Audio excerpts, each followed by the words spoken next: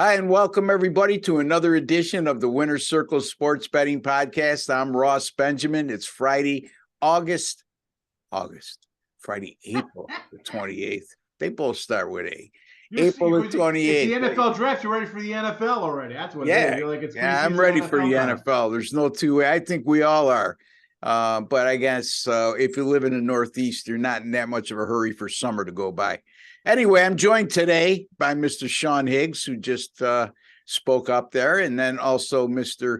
Jesse Shule of jesseshule.com. Sean is from picksandparlays.net. You can find me at rbwins.com. The last time that we convened together was on Wednesday. We gave out 3 baseball picks, and lo and behold, another 3-0 day from Jesse Shule, Sean Higgs, and Ross Benjamin. It's the third 3-0 day in the last 2 weeks. So, folks, if you have not subscribed to this YouTube channel, take a second to do so.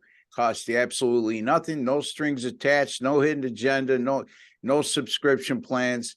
You're just privy to some of the best handicappers in the world. Not only us three, but Doug Upstone of DocSports.com and some special guests to come in the coming months. So, again, subscribe, folks, and don't forget, at the end of the video, give us a like.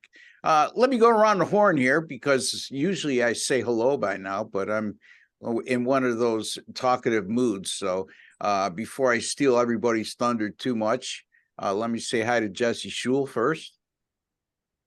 How you doing, Ross? I'm doing fine myself. I'm pretty excited about tonight's NBA card. Okay, that sounds great. And we're going to be talking NBA. We got 2 free picks, one from Jesse, one from Sean, and you'll get some insight from me on both games as well. Sean, how are you? All right. I don't know, bad day yesterday in baseball. Couldn't catch a break, but whatever. Still winning season, one day at a time. That's all. That's what I do. And NBA, I sort of like a little bit tonight. We got a pick for the show, but I'm a little torn on it. So it's I like to come totally clear on my thoughts on things. So, no, are you saying that you're outspoken? Just a tad. All right.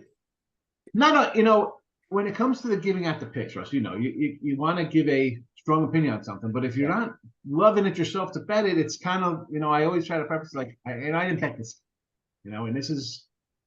This is one thing I haven't done anything on. Usually I'm a ahead of time kind of better. Right now I have not moved on this. Yeah, well, no sweat, Sean. I got you covered. If you're running low on strong opinions, I'm up to here with strong opinions today. Yeah, let's pretend of course you are. He's filtering right into the Italian mode, Jesse. I'm starting to worry about him a little bit. The strong opinion. Look at these eyebrows, Ross. I mean, there's got to be some Italian in there somewhere. Well, you look more Italian than I do, for crying out loud. And then you hear us both talk, and that changes in a second. Anyway, all right, let's get to the games. I mean, we've seen some weird scenarios in the NBA playoffs.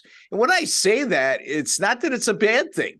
We've seen the number 8 seed Miami Heat defeat Milwaukee. Boy, oh boy, I'm interested to hear you guys. Before we get to the games, let's talk about that for a second.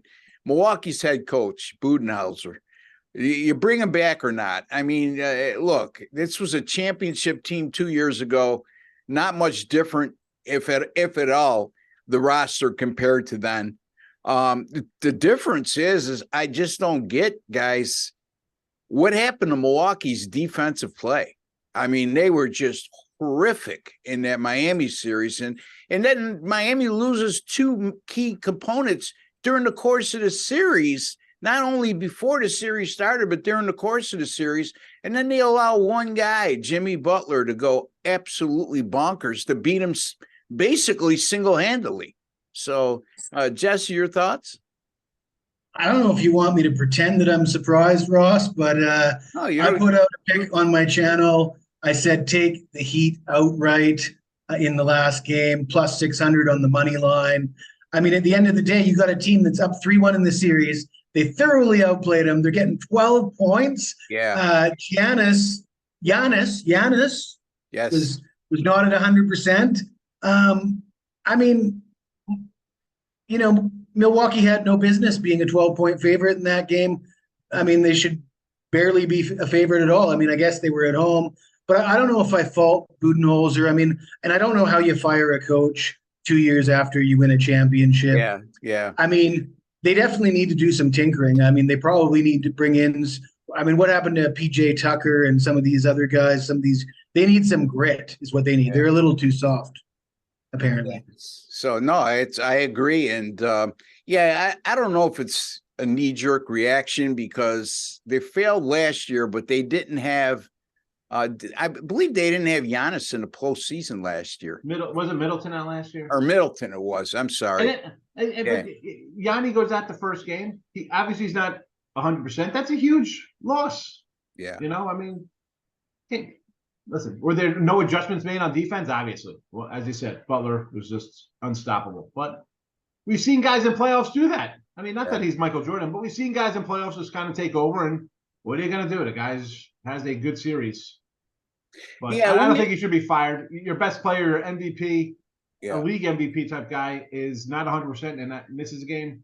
And I think people forget, Miami's a pretty solid team all around. They lost 2 guys, but otherwise it's a deep kind of team. It's veteran team, a lot of role kind of guys. They go in there and just play ball. Like that's, and they got a good coach. Their coach he's a pretty good coach himself. Underrated to the nth degree, Eric Spoelstra. I mean, it's mind-boggling how a team could just crumble like that. And I guess why I question the coaching is the adjustments, in my opinion, weren't made. And if they were ineffective. So the strategy wasn't good from the start on the defensive side of the ball. And you blow 2 double-digit leads in the last 2 games. And, Jesse, that's where I get too cute. You simplified it and says, okay, team's leading down 3-1 in the series. They're at home. They're minus 12. I say, well, they're begging you to take the underdog there, right? But that's one of those that backfired on me. I'm the first one to raise my hand and say when I'm wrong on something. And I was definitely wrong there. It looked good for a while when they got the lead up to 10 or 12. And I said, they're going to blow them away, but give Miami credit. They just kept answering and answering and answering. And the other series, Golden State we'll talk about that in a second. Philadelphia moves on easily. Boston, I had Boston last night, by the way, Jesse. I had it all the way. They were -7. They won by 8. Never in doubt. Never in doubt. Weren't they losing with like 3-4 minutes to go? That is correct, sir. So, sometimes they work for you and sometimes they work against you. That was one of those that worked for you. But it's been, correct me if I'm wrong, guys, and add anything in you want to. It's been, to me, the Sacramento Golden State series, and we're going to talk about that, and I don't want to steal Sean's thunder on that, but the Sacramento Golden State series has just been incredible. Why I say that, not so much the nail-biting victories or anything, but the level of entertainment when watching that series is I don't know, maybe it's me, but it seems like it's extremely high. Anybody? No, I agree. I know the videos I'm putting out on that series are getting 3 to 4 times the views as videos on other series. Yeah. And Sean? Yeah. Sean, we need you. Send him a cup of coffee, Jesse. I know you said I talk too much coming in here. Oh, come on. Were you kidding me? I'm going to continue to say that for the next 3 years. I know. Get used to it. Well, I'll just roll into my take on this game here in general with the whole series. So, I was kind of like a Kings kind of guy. Well, Golden State hasn't won on the road. Why are we going to take them? But then you put on your other hat that says this is a championship caliber team, players, coach, the whole kit and caboodle. And now they've won 3 in a row. I mean, yeah, entertaining game. The Kings as the disrespect, and I say that all the time because no one really gave them a shot. They were a home dog in the first game against these guys. No way they're beating Golden State. Well, now you're down, 3-2 here. And I think Golden State's going to wrap it up. And I think much like the big line we saw in the Bucks game where it was a 12 where they're begging to take a dog, even this one, 7, it's gone up. People are still about the Kings thinking, Fox is back. He kind of knows how to shoot. Well, he's still hurt. And it takes a hit to the hand. Yeah. 116 points last game. The other time they played here, 97 points. I could see this as a Golden State pulling away 125. 120 to 110, like something like that, a sizable win. I was thinking over, but I could really see Sacramento not scoring too much here, even though Golden State will score. I'm going to go Jesse style here. A first quarter. Now, I'm going to go -4.5 for a +150. I'm going to do +150. You can do a 3.5 -115. I'm looking for plus. I can't. I'm going to overthink myself and think Golden State comes out at home. Chance to end this series against the upstarts. 4.5 points plus a 150. Warriors get it done first quarter. -4.5 plus 150. Golden State Warriors first quarter bet from Mr. Sean Higgs. And Sean, as always, very thorough in his analysis. I like to kid him all the time about we don't get a word in edgewise with him, but that's what makes him great too. And that's why I love having him here.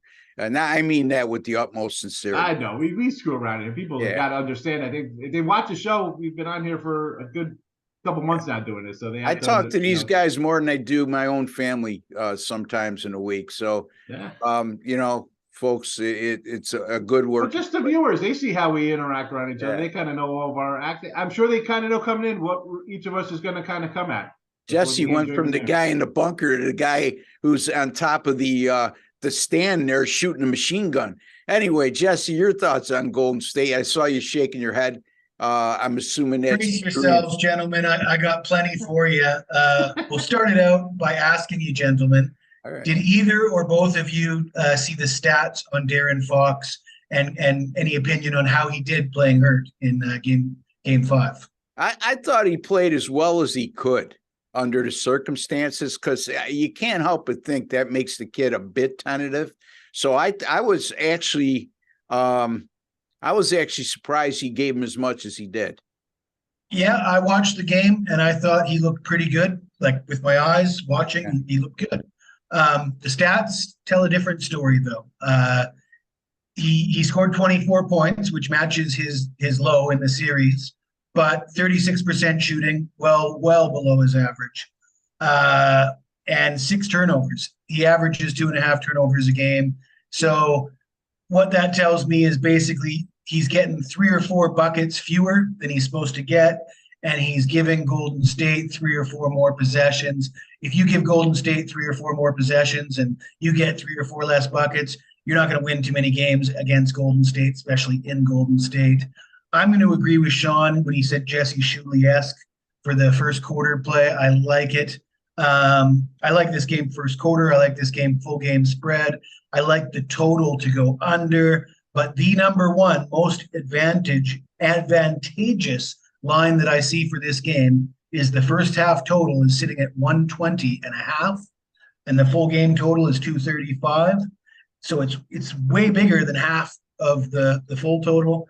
And interestingly enough, 3 of the 5 games in this series have gone over the total, but 4 of the 5 games have gone under the first half total. So counterintuitive there. And as Sean said, I wouldn't be surprised if Sacramento struggles to score in this game. I got another point for you if you guys aren't bored yet. No, wait, the 120.5 though, which way would you lean? Under. Okay. All right. I'm going under, absolutely. Under first half, under full game. Golden State first quarter, first half game. I like all those bets. But my last point was going to be Golden State, of course, won the championship last year. So they played 4 series. They won 4 series. In their series clinching wins, the total went under in all 4 of those games. The average combined score combined for a total of 207.5. The highest combined score was 230. So can they have a low scoring game in a series clinching win? History tells me yes. History tells me this total is inflated. Yeah, all good points, Sean. I know. I totally agree with the total spot, because I think it's one of those where I think Golden State's going to score in the 120s, but I don't know if Sacramento's getting anywhere close to that. Yeah, I almost want to take Sacramento. I really do, because that's just the way I'm wired. Because it seems obvious to me that everybody thinks the Golden State is gonna come out and just blow them out after winning the last 3. Yeah, but I changed my mind because I saw the body language of the Kings going into Game 5. They looked a little deflated. They felt a little deflated. It was well documented that they lost control of the series, and then you lose in Golden State, and you really see a young team who's in the postseason together for the first time. They were riding high with a 2-0 lead on the defending champions, and now they find themselves down 3-2 on the brink of elimination. I don't know, guys. It's hard for me to imagine this team being mentally sharp tonight and not playing a little bit tentative. So we'll see. I mean, it goes hand in hand to what you guys are saying. But in any event, Sean likes Golden State -4.5 in the first half or first quarter?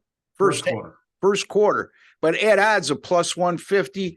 And Jesse, he agrees with Sean on just about every point, including the under on in the first half. All right, let's get to Sean's game. Or excuse me, Jesse's game. All right, Jesse. Let's get your take on Memphis and the Lakers. Right now, the Lakers 4.5 to 18.5. All right. Well, I'm going to be a little less long-winded than I was about the Sacramento Golden State game. I like the Lakers here. I mean, I liked the Lakers in both their home games in this series already. They won and covered in both of those. Anthony Davis, they had no answer for Anthony Davis in game 3. And then Davis struggled in game 4, but the Lakers pulled one out anyways. And it was encouraging to see Davis score 31 points in the losing effort in Memphis. Now, LeBron James struggled in that game, but I'm not worried about LeBron coming back home here in a potential elimination game. I think LeBron's going to do just fine. I think the officials are going to be very kind to the Lakers. There is a history of the Lakers getting a lot of calls, especially at home, especially in a situation like this. So yeah, I feel comfortable taking the Lakers minus the 4.5. All right, so the Lakers -4.5 over Memphis. One key component here that I looked at: Memphis coming off that win in Game 5, 0-5 straight up in ATS in their last 5 following a win. And how about the Lakers? 9-1 straight up in 8-1 ATS following a loss. So the algorithm definitely favors the Lakers, but that's me. One guy who does get a lot of calls, especially when he's hot, is Mr. Sean Higgs, and I'm going to give him a chance to make a call here as well. I agree with the Lakers. I even liked him in the loss because, as Jess said about Davis, there's really no answer for him for Memphis. And let's be honest, Memphis, not a good road team all season. And now you got the Lakers home. And let's be honest, the league wants the Lakers to move on. I mean, it's friendly calls. LeBron at home. Come on. This game will be close. And then as much as the Hawks, the Boston backers got one last night, Memphis will be in the same kind of boat. You'll be like, what happened here? This game was just tied and we lose by 6. Yeah. Lakers, I think LeBron, AD get it done here in Memphis. Again, another young team kind of building.